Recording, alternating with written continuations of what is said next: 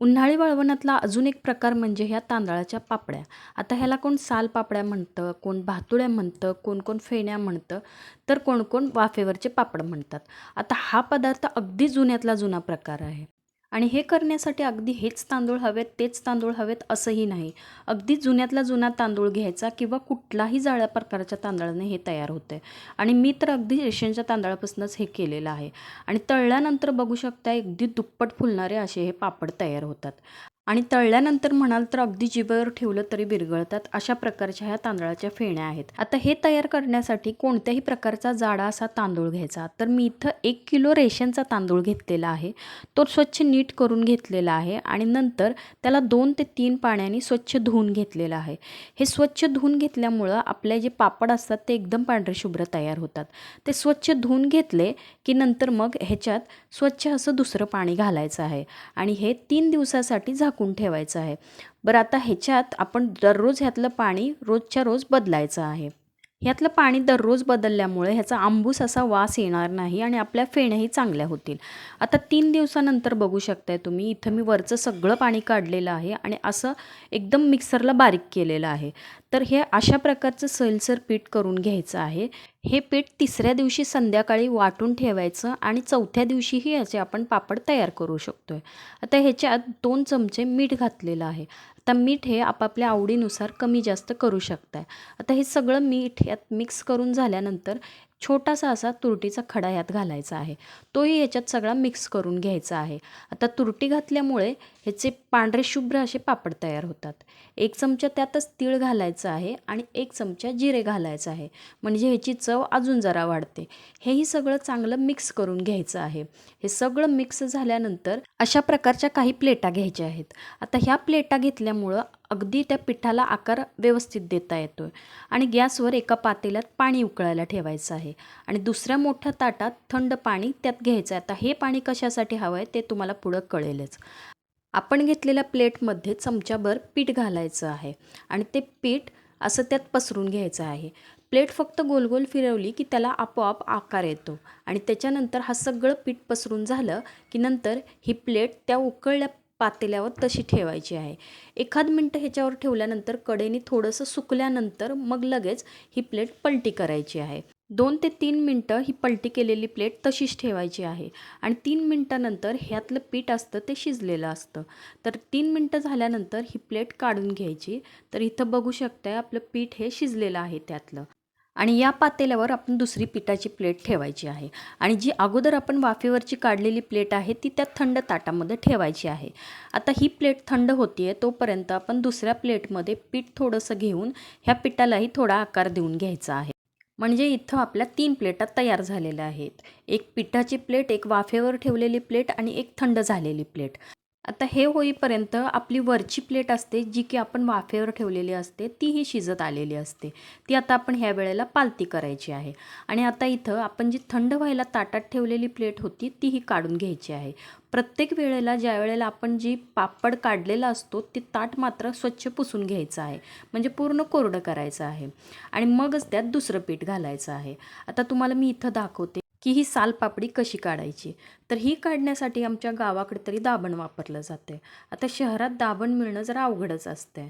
मग का नाही ह्याच्यासाठी कोणत्याही प्रकारची अशी टोकदार वस्तू घ्यायची आहे. तुम्ही टूथपिक घेऊ शकताय किंवा सुई वगैरे असंही काही घेऊ शकताय. तर इथं मी घेतलेलं आहे बघा सुई. आता ते कसं काढायचं तेही मी तुम्हाला दाखवते. पण त्याच्या अगोदर जेवढ्या पापड आपले तयार झालेले आहेत ते पटापट वाळत घालायचे. आता मी तुम्हाला दाखवते की सालपापडी वाफेवरची कशी काढायची ते. आता कोणत्याही प्रकारची एखादी टूथपिक किंवा सुई वगैरे असं घ्यायचं, दाभण घ्यायचं आणि नंतर जी आपण थंड करायला प्लेट ठेवलेली होती त्या प्लेटमध्ये कडेकडेने सगळ्या ह्या कडा सोडवून घ्यायच्या आहेत आणि जर समजा कडा सोडवताना त्रास होत असेल तर थोडंसं पाणी त्याच्यावर शिंपडायचं आहे. आता इथं सगळ्या कडा असा सोडवून घ्यायच्या आहेत आणि ह्या कडा सोडवल्यानंतर एका बाजूने ती जर अशी उचलायची आहे आणि थोडंसं त्यात पाणी घातलं की म्हणजे मग ही सहज निघून जाते.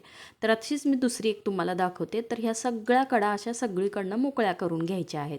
ह्या कडा मोकळ्या केल्यामुळे सालपापडी ही बिना मोडता न तुटता सहज निघते. तर ह्या सगळ्या कडा अशा मोकळ्या करून घेतलेल्या आहेत. एक बाजू अशी त्याची उचलून घ्यायची आहे आणि ती बाजू उचलल्यानंतर ती त्याच्याखाली थोडंसं पाणी घालायचं आहे, म्हणजे मग ती सहज निघते. तर ह्या प्रकारच्या सगळ्या अशा सालपापड्या मी तयार होईल तशा वाळत घातलेल्या आहेत. तर आपण इथं जर ऊन नसेल तर 3 दिवस तरी ह्या सावलीला वाळवायच्या आहेत. आणि 3 दिवस सावलीला वाळवल्यानंतर 1 तासभर तरी कडक उन्हात ठेवायच्या आहेत आणि नंतर मग ह्या वाळवून घ्यायच्या आहेत. तर इथं मी सगळ्या सालपापड्या वाळवून घेतलेल्या आहेत आणि नंतर थोडीशी ओली असते तोपर्यंत बघितलेली आहे. तर ह्या काय तुटत नाहीत, काय नाहीत, अगदी व्यवस्थित अशा झालेल्या आहेत. आता ह्यातल्या बऱ्याचशा अशा पापड्या मी उलट्या करून बघितलेल्या आहेत की ज्या मोडतात का म्हणून, पण अशा एकही पापड मोडलेले नव्हते. तर बघू शकताय मी इथं वाळवल्यानंतर हे सगळे पापड तयार झालेले आहेत. अगदी पाटी भरून असे हे पापड तयार झालेले आहेत. तर इथं बघू शकताय अगदी सुंदर असे दिसत आहेत हे. हे पापड 1 वर्ष काय अगदी 2 वर्षही आरामात टिकतात. आणि ह्याच्यात आपण तीळ आणि जिरं घातल्यामुळं तर हे इतके सुंदर दिसत आहेत की बोलायचंच काम नाही. आणि हे पचायलाही खूप छान असतात.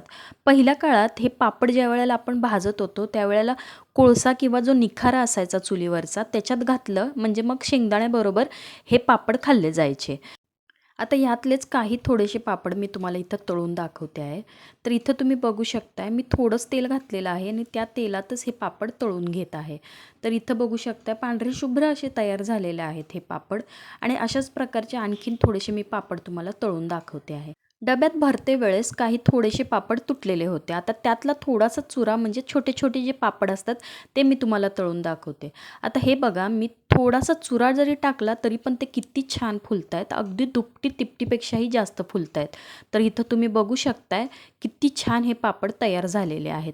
अजून जरासा मी तुम्हाला थोडासा चुरा त्यात टाकून दाखवते. किती छोटासा तुकडा होता हा, पण बघा हा किती छान फुललेला आहे. अगदी पांढरा शुभ्र असा तयार झालेला आहे. तर अजून थोडेसे मी तुम्हाला पापड तळून दाखवते आहे. तर इथं मी हा मोठा पापड घेते आहे आणि तोही तुम्हाला तळून दाखवते आहे. तर तुम्ही बघू शकता अगदी छान असा दुप्पट फुलणारा असा हा तांदळाचा पापड तयार झालेला आहे. आमच्या घरात सगळ्यात जास्त हे पापड खाल्ले जातात. अगदी उडदाच्या पापडानंतर पाठोपाठच हे पापड सगळी आवडीने खातात. आणि चवीला म्हणाल तर जरासा वेळ लागतो पण हे पापड चवीला एक नंबरच लागतात. तर अशा प्रकारचे पापड तुम्हीही एकदा नक्की तयार करून बघा. वाफेवरच्या सालपापड्या करण्यासाठी वेळ थोडा जास्त लागतो पण ह्या चवीलाही तितक्याच छान लागतात. आपण ह्यात तीळ आणि जिरं टाकल्यामुळं त्याची चव अजून वाढते. आता इथं बघू शकताय तुम्ही हे पापड थोडेसे तळून झालेलेच आहेत. ह्या सालपापड्या अगदी किलोभर तांदळातही भरपूर तयार होतात आणि तळल्यानंतरही अगदी दुपटीने फुलणारे असे होतात. त्यामुळं जरा जास्तच वाटतात ताटात जरी वाढल्या तरी पण. आणि खरंच सांगते चवीला एक नंबरच अशा लागतात. अगदी आपण एकदा जर खायला लागलो का नाही तर आपण किती खातो हेही आपल्याला कळत नाही. तर ह्या तळून झालेल्या आहेत. तिथं तुम्ही बघू शकता अशी किती मोठी अशी ही पापडी तयार झालेली आहे. तर इथं बघा ही छोटीशी होती तीही बघा आणि मी तुम्हाला ही मोडून दाखवते. तर इतकी कुरकुरीत अशी ही तयार झालेली आहे. तर ह्या प्रकारच्या पापड्या तुम्हीही एकदा नक्की तयार करून बघा आणि कशा झाल्यात तेही मला सांगा. अगदी रेशनच्या तांदळापासून ह्या बनवलेल्या सालपापड्या किंवा तांदळाच्या फेण्या किंवा भातुड्या ह्या कशा झाल्यात हेही मला नक्की सांगा आणि तुम्हीही एकदा नक्की तयार करून बघा. तर या मग कुरकुरीत अशा तांदळाच्या फेण्या खायला किंवा तांदळाच्या सालपापड्या खायला. तर कुरकुरीत अशा अगदी तोंडावर विरघळणाऱ्या तुम्हीही एकदा नक्की तयार करून बघा.